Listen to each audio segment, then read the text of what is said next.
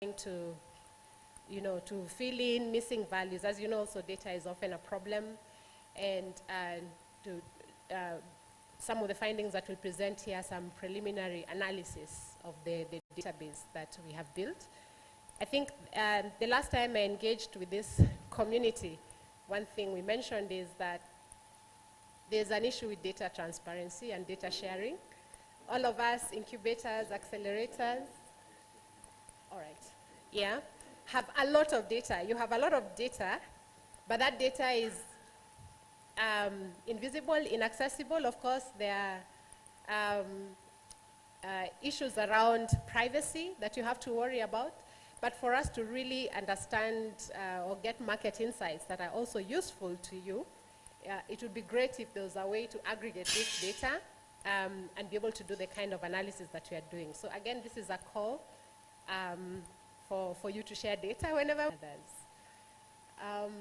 Of course, another objective of the project is to write some academic research articles which we are going to share once they are published. I think that's as far as I'll go. Empirically grounded, so we want startups themselves to kind of map out their innovation journeys, to understand the challenges. So that's what we are hoping to start doing from 2025 onwards. Yeah. So I think as the slides are coming up, maybe Stella, you can join me.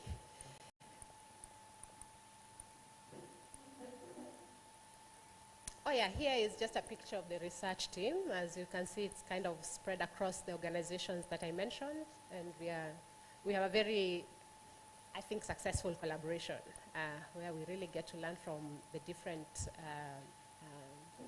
areas of interest across the organizations I mentioned. With GIZ funding the project, ETH Zurich, University of Oxford, Wuppertal University, and Novoni here in Kenya. Yeah, so maybe we give it, we carry on. Are you focused enough for us to carry on? Yeah, it's quite visible now. You can see.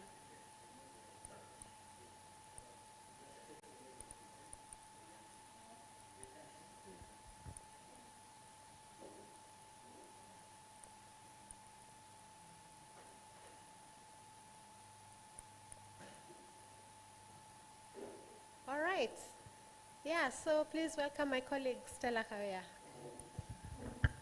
Okay, thank you, Elsie, for the introduction.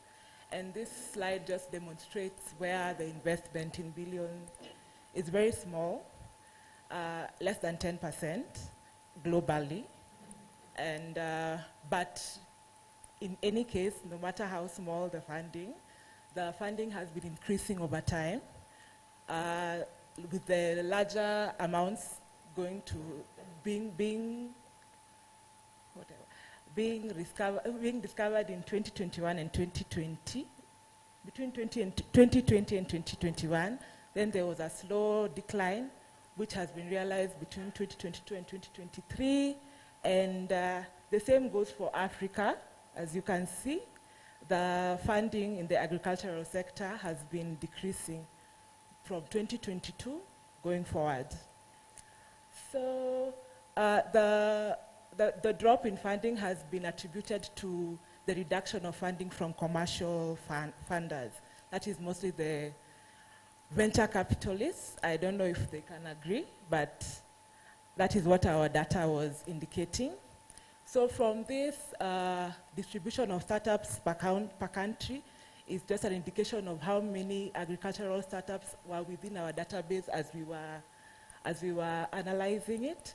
And clearly from the first three, they are called the big four countries, which are Nigeria, Kenya, South Africa, and Egypt. Nigeria, Kenya, South Africa still holds the same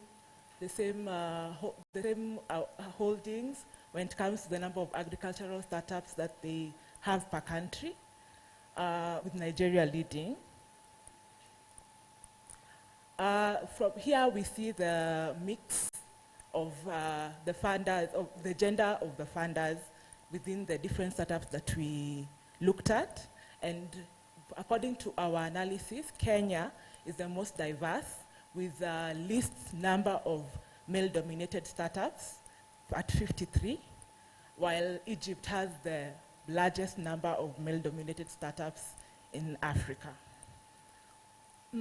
And now, from what we collected, let me go back to the previous slide for a bit. We carried out analysis on a specific number of countries because analysis can get a bit mixed up when you look across all 54 countries, which are Egypt from this graph, where we look at the annual investments in agriculture. As we can see, up till 2022, there was a growing amount of investments for majority of the countries, and Kenya was leading at that. But South Africa peaked much earlier on, and now there has been a drop in the amount of funding that is within that country. In terms of annual number of new startups, there has been a drop. Nigeria is leading as the country with the highest number of new agricultural startups, but as after the pandemic, there has been a negative effect on the number of new startups that have been established over time, which is expected. From this slide is just a demonstration of the amount of funding, because we now broke down the different, interventions that agricultural startups come up with within the supply chain management, market information, data analytics, down to animal feed. And we discovered that the highest amount of funding goes to startups that come up with interventions within the supply chain management. So here, just a demonstration of the kind of interventions that agricultural startups can come up with along the agricultural value chain. So for example, at the production level, they can assist with inputs such as seeds, such as quality seeds, quality fertilizer, improvement of the amount of irrigation, of the type of irrigation, so that small-scale farmers can be less dependent on rain-fed agriculture. At the transport level, assist with the transportation of the output from farm to the market. At the consumption level, reducing the amount of waste, which has been a great problem, especially from the farm. So just a demonstration of what kind of interventions that startups can demonstrate when it comes to along the agricultural value chain. For